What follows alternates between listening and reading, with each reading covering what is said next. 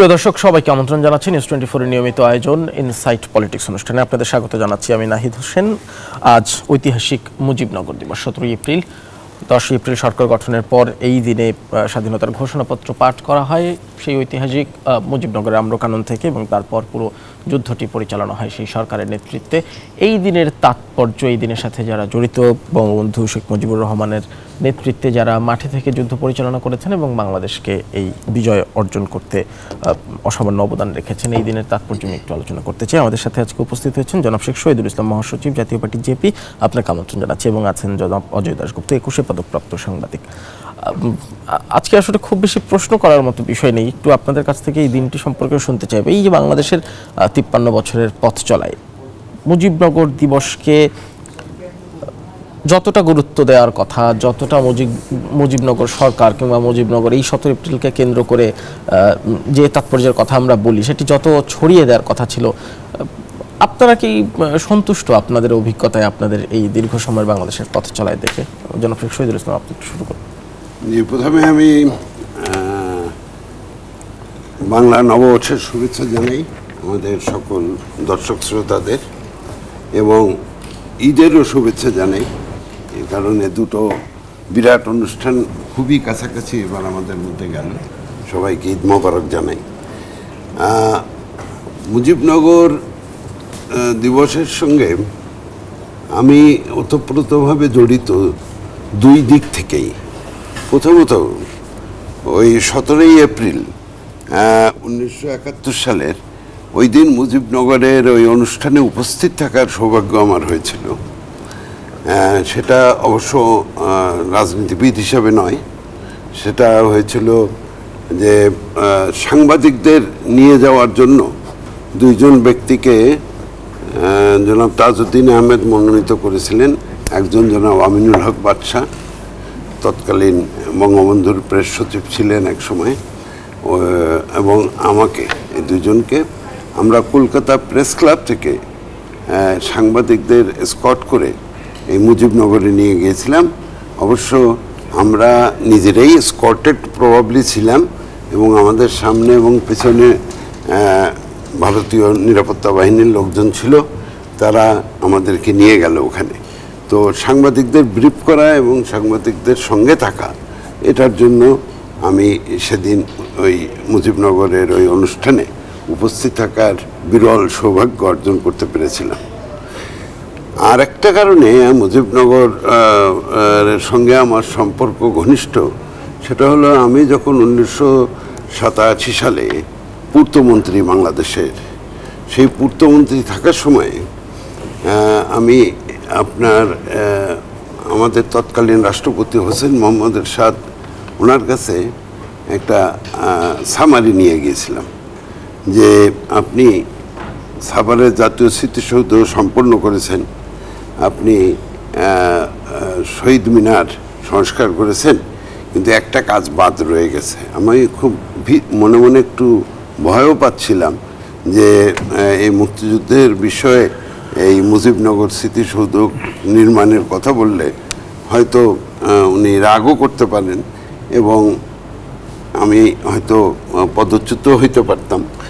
কিন্তু আমি সাহস করে বললাম ওনাকে, উনি ইনস্ট্যান্টলি রাজি হয়ে গেলেন যে মুজিবনগর স্মৃতিসৌধ করা আমার যে পরিকল্পনার কথা যখন আমি বললাম, উনি বললেন যে ওখানে কিছু করা হয় নাই। আমি বললাম যে জি না। বলে যে ইউ গো অ্যাহেড।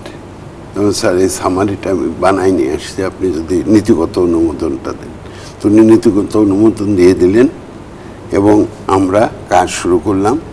আমাদের চিফ আর্কিটেক্ট ছিলেন শাহ আলম জহিরুদ্দিন। উনি এই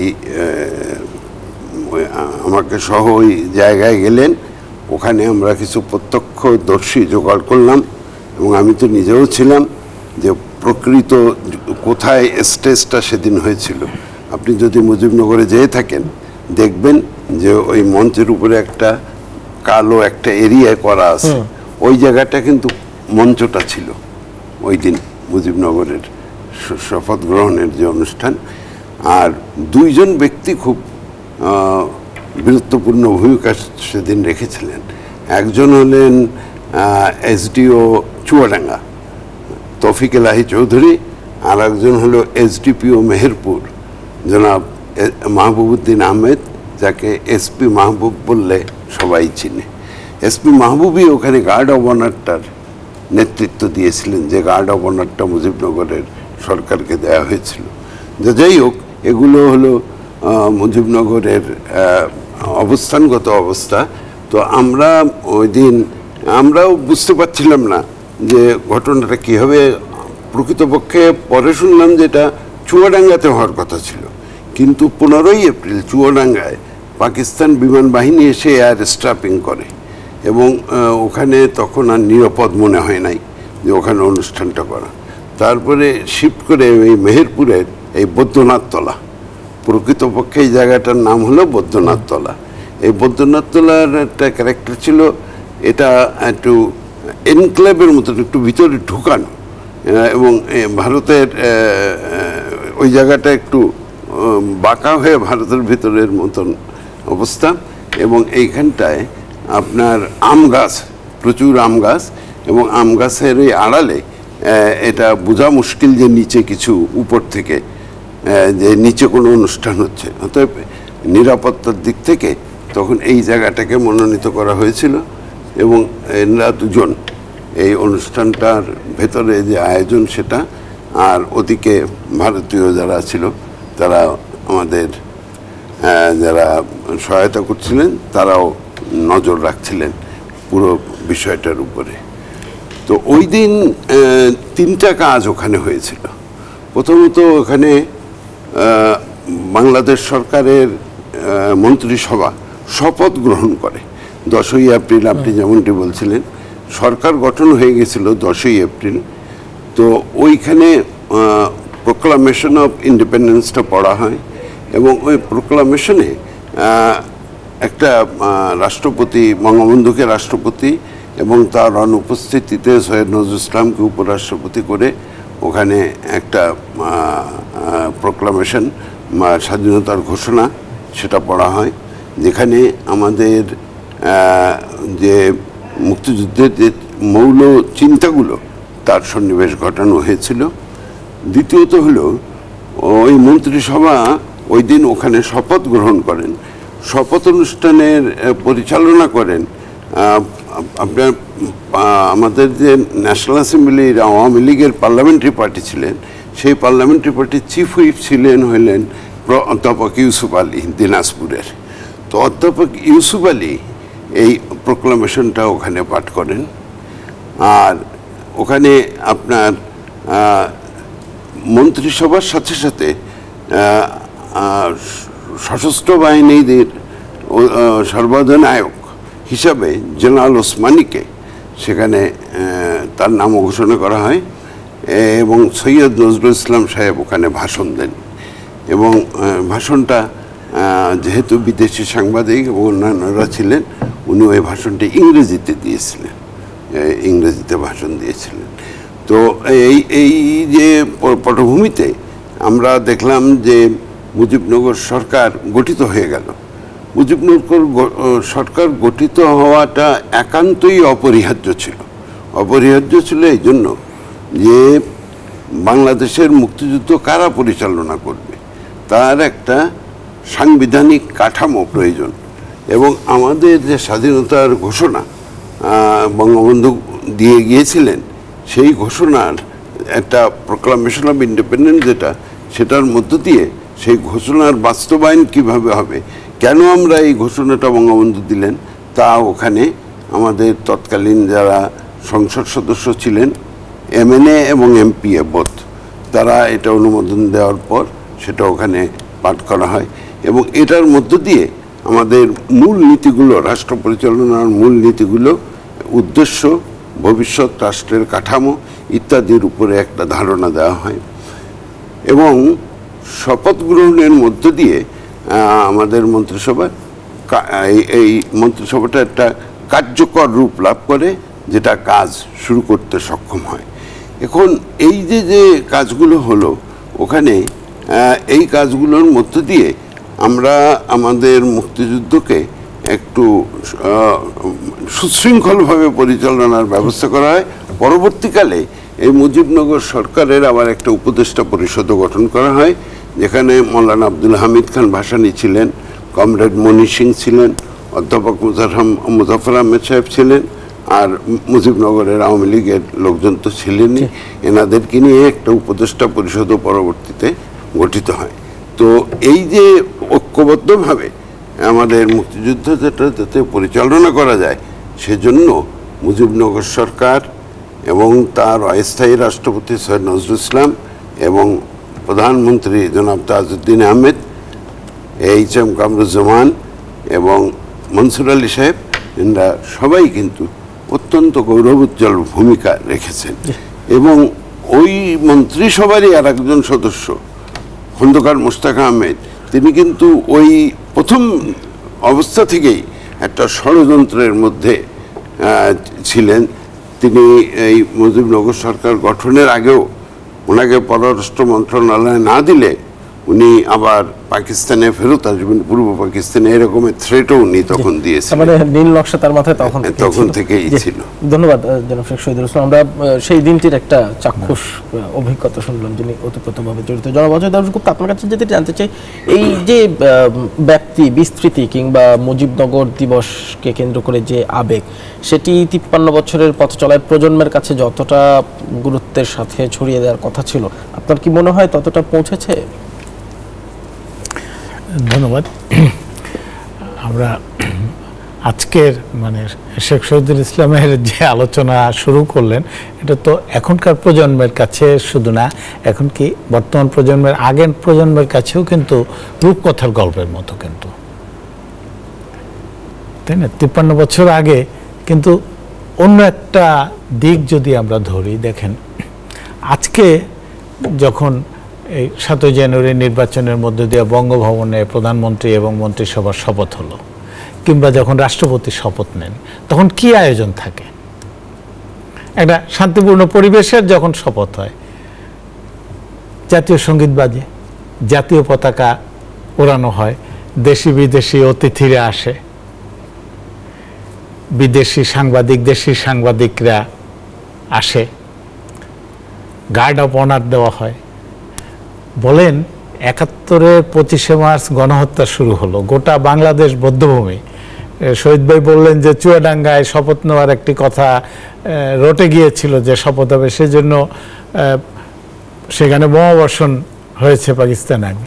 সেই রকম একটা অবস্থায় বাংলাদেশের নির্বাচিত প্রতিনিধিরা যে সরকার গঠন করে, জনপ্রতিনিধিরা, এখন 53 বছর পরে বঙ্গভবনে যে শপথ হয়, কিংবা ভারতে কিংবা আমেরিকায় বা ব্রিটেনে যে শপথ হয়, তার আয়োজনের সঙ্গে কোনো ভিন্নতা ছিল? শহীদ ভাই, নিশ্চয়ই সবকিছু কিন্তু ভিন্ন। ওই পরিবেশে আমরা সব নিয়ম অনুসরণ করি, মানে উপকরণগুলোর অভাব ছিল না, কোনো কিছুর কিন্তু আমাদের ঘাটতি ছিল না। এইটা ছিল যে একটা দেশ যে স্বাধীন পথে চলতে চায়, তার তো প্রথম শর্তই এটা আর কি, যে আমি পূর্ণ প্রস্তুত। এবং প্রস্তুত দেখেন, সরকার গঠন সেটাও অপরিহার্য ছিলই। কয়েকদিনের মধ্যেই দেখেন লাখ লাখ মুক্তিযোদ্ধার প্রশিক্ষণের কাজ শুরু হয়ে গেল। এবং শুধু প্রশিক্ষণ না, তারা অস্ত্রসজ্জিত হয়ে বাংলাদেশে সর্বত্র শহর গ্রাম তৎপর হয়ে গেল। ঢাকা শহরে যদি বলেন ক্র্যাক প্লাটুন, আমাদের এলাকা, ওনার আমার পাশাপাশি এলাকায় অনেক, গোপালগঞ্জে, আমি বরিশালে হেমায়েত বাহিনী, টাঙ্গাইলে কাদেরিয়া বাহিনী, সর্বত্র নিজস্ব এলাকার বাহিনী, আবার কেন্দ্রীয়ভাবে সংগঠিত বাংলাদেশ সরকারের মুক্তি বাহিনী, মুজিব বাহিনী সক্রিয় হয়ে গেল। স্বাধীন বাংলা বেতার কেন্দ্র চালু হয়ে গেল মাত্র 2 মাসের মধ্যে। এবং দেখেন যে তারিখটা নির্ধারণ হলো, কবে চালু হবে? রবীন্দ্রনাথের গান হলো আমার জাতীয় সঙ্গীত, বিদ্রোহী কবি কাজী নজরুল ইসলামের জন্মদিনটা হচ্ছে স্বাধীন বাংলা বেতারের যাত্রা শুরু। এবং এই বেতারের কিশোর কিশোরী, তরুণ তরুণী, এরাই তো সব। এবং সবাই কিন্তু বাংলাদেশের বধ্যভূমি অতিক্রম করে ভারতের একটা এলাকায় পৌঁছেছে, কলকাতায় পৌঁছেছে। আপনি দেখেন গোটা বিশ্বে প্রচার যে আমাদের বাংলাদেশকে স্বীকৃতি দাও, বাংলাদেশের রাষ্ট্রপতি বঙ্গবন্ধুকে মুক্তি দাও, প্রচার হলো। সারা দুনিয়ায় বাংলাদেশের প্রতিনিধি দল চলে গেল। পরিকল্পনা কমিশন পর্যন্ত, একটা রণাঙ্গনে আমরা লড়াই করতেছি, তার মধ্যে একটা পরিকল্পনা কমিশন গঠিত হয়ে গেল, ডাকটিকিট প্রকাশ হয়ে গেল, বাংলাদেশের মুদ্রার যে এই নোটেশন যেটা বলে বিভিন্ন দেশে আছে, দেন পাউন্ড একরকম লেখে, ডলার একরকম লেখে, বাংলাদেশের টাকার যে একটা চিহ্ন আছে সেইটা কিন্তু ওই মুক্তিযুদ্ধের রণাঙ্গনের সরকার কাজ করছে, রণাঙ্গনে লড়াই চলছে, ওই টাকার নোটে প্রতীক চিহ্নটাও কিন্তু, অর্থাৎ কতটা প্রস্তুতি আমরা ছিলাম আর কি। এবং এই প্রস্তুতির কারণেই কিন্তু 16ই ডিসেম্বর হানাদার মুক্ত হওয়ার পরদিনই কিন্তু ঢাকা সচিবালয় চালু হয়ে গেল, বাংলাদেশ ব্যাংক প্রথম 1-2 দিন কেন্দ্রীয় ব্যাংক নাম বলেছিল, চালু হয়ে গেল। এতটা প্রস্তুত হয়ে, এবং কতটা প্রস্তুত আমরা মুক্তিবাহিনী দেখেন, বঙ্গবন্ধু পাকিস্তানের জেলে, ফজিলুদ্দিন হাসান মুজিব তার সন্তানদের সহ ঢাকায় বন্দী, তার মধ্যে তার 2 ছেলে কিন্তু রণাঙ্গনে, বঙ্গবন্ধু পরিবারের শেখ শহীদ ভাই বলেন বা শেখ ফজলুল হক মনি বলেন বা আরও অনেক যারা ছিল, সবাই রণাঙ্গনে। নেতারা, কর্মীরা যেমন রাজনৈতিক নেতারা, আবার সাধারণ মানুষ। আমার সঙ্গে যেমন পালাটানা নামে একটা জায়গায় আমি ট্রেনিং দিয়েছি ত্রিপুরায়, সেইখানে 1700 ট্রেনিং দিয়েছি, তার মধ্যে 1680 জনই হলো মানে স্কুল কলেজে যায় নাই, লেখাপড়া সামান্য জানে, নাম সই করতে পারে না সবাই, আমি অনেকের নাম সই, বিশ্ববিদ্যালয়ে পড়াচ্ছিলাম আমি একা, আর 18-20 জন ছিল এসএসসি বা এইচএসসি পাস। সাধারণ মানুষ ব্যাপকভাবে কিন্তু অংশ নিয়েছে, এবং এই পুরো কাজটা সংগঠিত করেছে বাংলাদেশ সরকার, যেটা 10 এপ্রিল গঠিত হয়েছে, 17 এপ্রিল শপথ নিয়েছে। 18 এপ্রিল দেখেন, 17 এপ্রিল শপথ, 18 এপ্রিল কলকাতায় যে পাকিস্তানের ডেপুটি হাইকমিশন অফিস ছিল, তার 70 জনের মতো বাঙালি অফিসার থেকে মানে সাধারণ কর্মী, তারা বাংলাদেশ সরকারের প্রতি আনুগত্য ঘোষণা করলো। এবং এইটা এত ডেপুটি হাইকমিশনের নেতৃত্বে, এবং সেইটা দেখেন এমন সুন্দর আয়োজন যে গোটা বিশ্বের গণমাধ্যম ছড়িয়ে পড়লো যে বাংলাদেশ সরকার শুধু গঠিত হয়েছে তাই না, কলকাতা একসময় যেটা ব্রিটিশ ভারতের রাজধানী ছিল, সেই ভারতের একসময় রাজধানী কলকাতায় যারা কাজ করে তারা এই বাংলাদেশ সরকারের প্রতি আনুগত্য ঘোষণা করেছে। আপনার যোগ করে দেই, দিল্লিতেও 3 জন, হুমায়ুন রশিদ চৌধুরী, এই যে আজকে আমাদের যিনি অর্থমন্ত্রী আছেন মাহমুদ আলী, এবং আপনার শিহাবুদ্দিন সাহেব, এই 3 জন বাঙালি ছিল, 3 জনই কিন্তু তারা। এখন কতটা প্রস্তুত আমরা স্বাধীনতার জন্য। এই যে 1 মার্চ যখন ইয়াহিয়া খান বলল যে 3রা মার্চ জাতীয় পরিষদ অধিবেশন বসবে না, একসঙ্গে ঢাকা থেকে শুরু করে আমরা ক্লাসরুম থেকে বের হয়ে গেছি, মধুর ক্যান্টিন থেকে বের হয়েছে, খেলা ছিল, তারা বের হয়ে গেছে গ্রামে। আমি তো বলি যে এটা নিয়ে একটা বড় গবেষণা হতে পারে যে একটি বেতারের ঘোষণা একসঙ্গে কত হাজার জায়গায় মিছিল সমাবেশ, এবং মুহূর্তে পাকিস্তান হয়ে গেল বাংলাদেশ। এইটা আপনি যে প্রসঙ্গটা বলেছেন যে তরুণ প্রজন্ম, এটা তো প্রত্যেকের মুখস্থ থাকা উচিত যে আমাদের ইতিহাসের অধ্যায়টা, পাকিস্তান মাত্র 24 বছর, বঙ্গবন্ধু যখন কলকাতা থেকে ঢাকায় এসেছেন 47 সালের শেষের দিকে, সেইটার পরে উনি যে ঢাকায় আসলেন, উনি তো অচেনা ঢাকা, উনি তো এখানে ছাত্র আন্দোলন করেন নাই, থাকার জায়গা পর্যন্ত নাই, মোগলটুলিতে মুসলিম লীগের আপনি বলছেন যে এই ইতিহাস মুখস্থ থাকা উচিত, কিন্তু তার আগে বলেছেন যে মানে শুধুমাত্র একদমই তরুণরা নয়, তার আগের প্রজন্মের কাছেও হয়তো রূপকথার গল্প মনে হবে শেখ শহীদুল ইসলামের গল্প, মানে কেন? তাহলে যদি সেই প্রশ্নের উত্তরটা নিব বিরতির পর ফিরে এসে। প্রিয় দর্শক, ইনসাইড পলিটিক্স একটা বিরতি নিচ্ছি, ফিরছি খানিকক্ষণ পরে, সঙ্গেই থাকবেন। বিরতির পর আবার আমন্ত্রণ জানাচ্ছি ইনসাইড পলিটিক্স অনুষ্ঠানে। আমরা আজ কথা বলছি ঐতিহাসিক মুজিবনগর দিবস নিয়ে। আমাদের সাথে আছেন জনাব শেখ শহীদুল ইসলাম এবং জনাব অজয় দাশগুপ্ত। জনাব অজয় দাশগুপ্ত, আপনার কাছে ফিরতে চাই, যেটি বিরতির আগে বলছিলেন যে উচিত কিন্তু বাস্তবতা ভিন্ন। কেন বাস্তবতা ভিন্ন? আমি যে কথাগুলো বললাম যে আমাদের সরকার ওই সময় বা বাংলাদেশ রাষ্ট্র হিসেবে কি করেছে, তার মধ্যে প্রথম একটা কাজ করেছিল কিন্তু যে এই সরকার হচ্ছে বৈধ, আইনসম্মতভাবে বৈধ, জনসমর্থনের ভাবে বৈধ, আন্তর্জাতিক সম্প্রদায় কর্তৃক স্বীকৃত। এবং দেখেন প্রথম কাজটাই কিন্তু করলো, একটা স্বাধীনতার ঘোষণাপত্র এটা কিন্তু দুনিয়ার খুব কম দেশ, এই যে ওয়েল অর্গানাইজড আমরা বললাম, তার আর একটা নজির কিন্তু হচ্ছে যে আমরা একটা স্বাধীনতার ঘোষণাপত্র বা সনদ বললাম, যেটাকে আমরা বলতে পারি যে অন্তর্বর্তীকালীন সংবিধান। মুক্তিযুদ্ধ পরিচালিত হয়েছে কিন্তু ওই স্বাধীনতার ঘোষণার ভিত্তিতেই। এখন 15ই আগস্ট ঘটে গেল, সেই 15ই আগস্টের পরে কিন্তু মুজিব নন এন্টিটি হয়ে গেল, নন এক্সিস্টেন্স হয়ে গেল। এই শেখ মুজিবুর রহমান, বঙ্গবন্ধু জাতির পিতার তো প্রশ্নই আসে না। শেখ মুজিবুর রহমান নামে একজন ব্যক্তি যে বাংলাদেশের স্বাধীনতা সংগ্রামকে 24 বছরের প্রক্রিয়ার মধ্য দিয়ে মানুষকে সংগঠিত করেছেন, দলকে সংগঠিত করেছেন, স্বাধীনতার জন্য বিশ্ববাসীর কাছে বার্তা পাঠিয়ে দিয়েছেন এবং জনগণের সমর্থন পেয়েছেন, সেই লোকটি 15ই আগস্ট 75 থেকে কিন্তু একেবারেই ইতিহাস বিস্তৃত, শুধু না, কোনো শিক্ষা পাঠ্যক্রম কোথাও পাবেন না, তার মধ্য দিয়ে একসময় এসে হাজির করলো যে জিয়াউর রহমান স্বাধীনতার ঘোষণা করছে। মানে এই যে একটা ইতিহাসকে ভুলিয়ে দেওয়ার সংগঠিত তৎপরতা, তার কারণেই নতুন প্রজন্ম জানতে পারিনি। এখন আপনি এইটার উপরে দায় চাপিয়ে তো আওয়ামী লীগ 16 বছর ধরে প্রায় একটানা ক্ষমতায়, তার আগে 5 বছর ক্ষমতায় ছিল, তার আগে স্বাধীনতার সংগ্রামের পরে 3.5 বছর রাষ্ট্র ক্ষমতায় ছিল, তারা তো এই দায় এড়াতে পারে না। তাদেরও কিন্তু ইতিহাসের এই যে গৌরবের অধ্যায়, সেটা তুলে ধরার দায় তাদেরও আছে। দুর্ভাগ্য এখন বাংলাদেশে কিন্তু আওয়ামী লীগ বা আরও 2-1টা শেখ শহীদুল ইসলাম যে দলের সঙ্গে যুক্ত বা এরকম কিছু ছাড়া কিন্তু বিএনপি বা তার যারা, তারা বলে 63টা তাদের সহযোগী দল, মানে ঐক্যবদ্ধ আন্দোলনের দল আছে, কেউই কিন্তু আমাদের ইতিহাসের সবচেয়ে প্রথম যে বাংলাদেশের 1000 বছরের স্বপ্ন যে একটি স্বাধীন রাষ্ট্র, ভারতের নানা জায়গায় বাঙালি আছে, আমেরিকায় আছে, ইউরোপে আছে, কোনো বাঙালি জনগোষ্ঠী কেউ কি একটা রাষ্ট্র গঠনের কথা ভেবেছে? কেউ ভাবেনি। আজকে এই বাংলাদেশ কিন্তু, এই ভূখণ্ডের বাঙালিরা কিন্তু মনে করেছে আমাদের একটা রাষ্ট্র দরকার, সেই ভাবনাটাকে পরিণতি দিয়েছেন কিন্তু শেখ মুজিবুর রহমান, বঙ্গবন্ধু, আমাদের জাতির পিতা।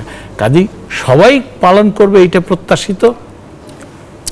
সমাজের সব অংশ, পেশা শ্রেণীর মানুষ, সবার কাছে কিন্তু আমাদের ইতিহাসের 7ই মার্চ যেমন গুরুত্বপূর্ণ দিন, সমান গুরুত্বপূর্ণ দিন হচ্ছে কিন্তু 75-এর 15ই আগস্টের পর একটা লম্বা সময় ধরে অনেক স্মৃতি বিস্তৃত করার চেষ্টা হয়েছে। এটি যেমন সত্য, কিন্তু গত 15 বছর ধরে তো মুক্তিযুদ্ধের নেতৃত্ব দানকারী দল আওয়ামী লীগ ক্ষমতায়। এই 15 বছরে কি আপনার মনে হয় যে ইতিহাস আরো ছড়িয়ে দেওয়ার, শক্তভাবে জানানোর চেষ্টা সন্তোষজনক পর্যায়ে হয়েছে? হ্যাঁ, সেটা বলতে পারেন, কিন্তু 2টি প্রজন্মের মধ্যে আপনি ভুল ধারণা ছড়িয়ে দিয়েছেন।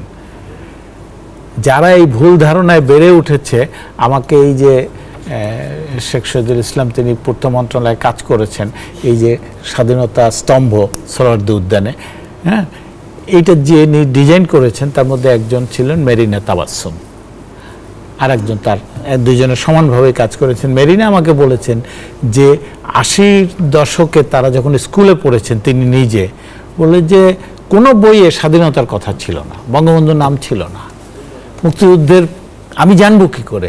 এই যখন এই স্তম্ভ নির্মাণের কাজটি আমি ভালো একটা নকশা করে দিলাম এবং গৃহীত হইল, সেটা করতে গিয়ে আমাকে পড়তে হয়েছে স্বাধীনতার ইতিহাস নিয়ে বই, সে বই খুঁজে পাই না।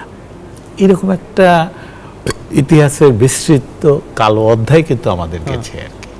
সেইটা দূর করা আওয়ামী লীগের এখন বলবো সবচেয়ে বড় দায়। কারণ তারা এখন সংসদে শুধু না, রাষ্ট্র ক্ষমতায় গুরুত্বপূর্ণ যত প্রতিষ্ঠান আছে সব কিছুতেই আছে, কাজে অন্যের উপরে দায় চাপিয়ে দেওয়ার সুযোগ কিন্তু তার আর নাই।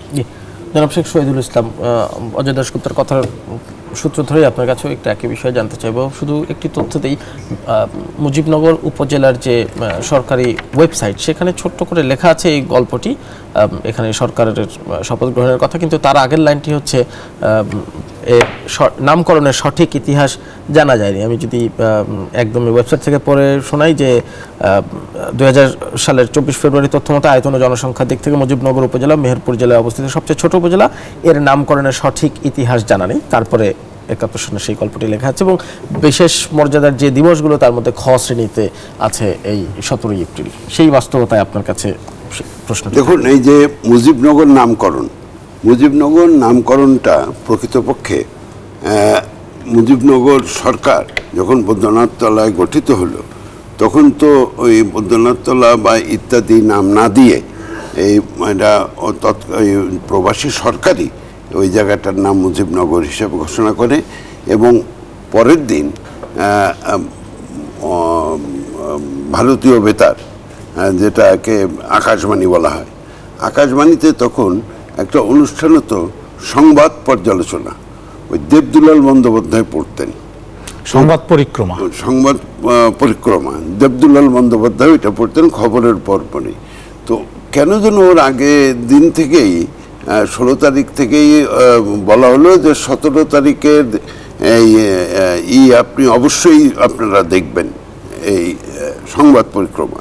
ওই সংবাদ পরিক্রমায় ওই শোনো একটি মুজিবের কণ্ঠ থেকে এই গানটা দিয়ে শুরু করে পরে এই মুজিবনগর গভর্নমেন্টের ইনস্টলেশনটা কিন্তু ওখানে, এবং ওই সময়ও মুজিবনগর বলা হয়েছে। 7 মার্চের ভাষণও কিন্তু ওইটা পাঞ্চ করা হয়েছিল গানের মধ্যে। হ্যাঁ, তো এখন আমি যেটা মনে করি যে মুজিবনগর দিবসের সবচেয়ে বড় তাৎপর্য, যেমনটি জনাব অজয় দাশগুপ্ত বলেছেন, আমার মনে হয় যে এর প্রোক্লামেশন। আপনি যদি আমাদের প্রোক্লামেশনটা দেখেন, মুজিবনগরে যেটা পড়া হয়েছিল আমাদের স্বাধীনতা ঘোষণাপত্র, আমার মনে হয় এরকমের একটা সুলিখিত এবং আমাদের যে 1972 সালের সংবিধান, সেই সংবিধানের সামারি আপনি বলতে পারেন এই মুজিবনগরের যে প্রোক্লামেশন।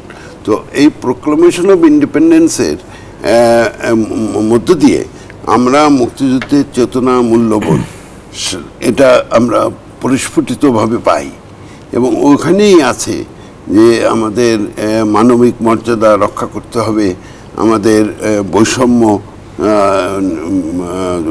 ভবিষ্যৎ রাষ্ট্রে বৈষম্য থাকবে না, তারপরে বাংলাদেশ নামক যে রাষ্ট্রটা হবে তার ক্যারেক্টার হবে অসাম্প্রদায়িক, এবং ওই ডিক্লারেশনের ভিতরেই, প্রোক্লামেশনের ভিতরেই কেন স্বাধীনতার ঘোষণা হলো, যে কীভাবে ইলেকশন হয়েছে এবং কিভাবে ইলেকশনে জয়লাভ করা হয়েছে, কিভাবে পাকিস্তানিরা সেটাকে ধ্বংস করার চেষ্টা করেছে, সব ওই প্রোক্লামেশনের মধ্যে কিন্তু খুব সুন্দরভাবে সন্নিবেশিত আছে। সুতরাং আমরা যেটা মনে করি যে এই প্রোক্লামেশন অফ ইন্ডিপেন্ডেন্স যেটা আছে, স্বাধীনতা ঘোষণাপত্র, এটা আমার মনে হয় যে আমাদের অন্তত স্কুল লেভেল না হলেও ইন্টারমিডিয়েট লেভেল থেকে, হায়ার সেকেন্ডারি লেভেল থেকে এটা পাঠ্য হওয়া উচিত এই প্রোক্লামেশনটা। তাহলে কিসের ভিত্তিতে মুক্তিযুদ্ধ সংগঠিত হয়েছে এটার অফিসিয়াল ভার্সন হলো এই প্রোক্লামেশন। দ্বিতীয়ত হলো যে আপনি যে বললেন যে ইতিহাস বিস্মৃতির দিকে নিয়ে যাওয়া হয়েছিল, এটা ঠিক, এবং এই প্রচেষ্টায় আমরা 2-4 জন যারা এই সরকারের মধ্যে ছিলাম, যেরকম আমি পূর্তমন্ত্রী থাকার জন্যই কিন্তু মুজিবনগরের এই উদ্যোগটা গ্রহণ করা সম্ভব, এরশাদ সরকারের আমলে গ্রহণ করা সম্ভব হয়েছিল, এবং ওই সাভারের জাতীয় স্মৃতিসৌধও কিন্তু আমি পূর্তমন্ত্রী থাকার সময়ই সমাপ্ত করি, তো শহীদ মিনারও সমাপ্ত করি। অতএব যদি ওইভাবে আমার মনে হয় অন্যান্য সরকারে একটু করিতকর্মা, মুক্তিযুদ্ধের সপক্ষের করিতকর্মা লোক থাকতেন, এই বিস্মৃতির এই তল গহ্বরে জিনিসটা নিয়ে যাওয়ার আগেই এগুলোকে কিছুটা রেস্কিউ করা সম্ভব ছিল। তো এখন যেটা সম্ভব সেটা হলো যে আমাদের সরকার এখন যিনি মুক্তিযুদ্ধের সপক্ষে বঙ্গবন্ধু কন্যা আজকে সরকারের প্রধান, কিন্তু উনি তো আর একা সব কাজ করতে পারবেন না। এই কাজগুলো করার দায়িত্ব সম্ভবত যারা একাডেমিশিয়ান আছেন তারা, এবং এটার জন্য প্রধান দায়িত্ব গ্রহণ করা উচিত আমাদের শিক্ষা মন্ত্রণালয় আছে, আমাদের তথ্য মন্ত্রণালয় আছে তাদের। তো আমরা যেভাবে এখন টিভি বা অন্যান্য মিডিয়াতে, সরকারি যেগুলো, সেই সব মিডিয়াতে যেভাবে আমরা দেখি বঙ্গবন্ধুকে উপস্থাপন করতে, সেখানে বঙ্গবন্ধুকে কিন্তু আমি মনে করি যে সঠিকভাবে উপস্থাপিত হচ্ছেন না, এবং আমাদের ইতিহাসও কিন্তু এইভাবে সঠিকভাবে উপস্থাপিত হচ্ছে না। এর প্রধান কারণ হলো যে এই ইতিহাসের সঙ্গে সংশ্লিষ্ট অনেকে চলে গেছেন, এবং দ্বিতীয়ত হলো যে যারা আছেন তাদের ঐকান্তিক প্রচেষ্টার, তারা অফিসিয়াল ডিউটি করে কিন্তু এই কাজটা হয় না, এটা একটা ঐকান্তিক প্রচেষ্টার প্রয়োজন। সেই ঐকান্তিক প্রচেষ্টা এদের মধ্যে আছে বলে, থাকলেও খুব সুপ্ত আকারে আছে। যেটা অজয় দাশগুপ্ত যেটা পারবে সেটা ওই একজন অ্যাডিশনাল সেক্রেটারি ওখানে সেটা পারবে না। অতএব এই যে অভাবটা, এই অভাবটা কিন্তু প্রকটভাবে আমি অন্তত অনুভব করি যে যারা এই ইতিহাসের নায়ক এবং যারা এই ইতিহাসের গড়ার সঙ্গে সংশ্লিষ্ট, তাদেরকে এইসব কাজে সংশ্লিষ্ট করা একান্ত প্রয়োজন। আমরা প্রত্যাশা করব যতটুকু সীমাবদ্ধ সম্পদ আছে সেটি দিয়ে এই ইতিহাসগুলো আরো শক্তভাবে বেঁচে থাকবে প্রজন্মের মধ্যে। জনাব অজয় দাশগুপ্ত এবং জনাব শেখ শহীদুল ইসলাম, আপনাদের দুজনকে অসংখ্য ধন্যবাদ আজকে যুক্ত হওয়ার জন্য। প্রিয় দর্শক, এই ছিল আমাদের আজকের ইনসাইট পলিটিক্স। দেখা হবে অন্য পর্বে অন্য অতিথির সাথে। ধন্যবাদ সবাইকে সাথে।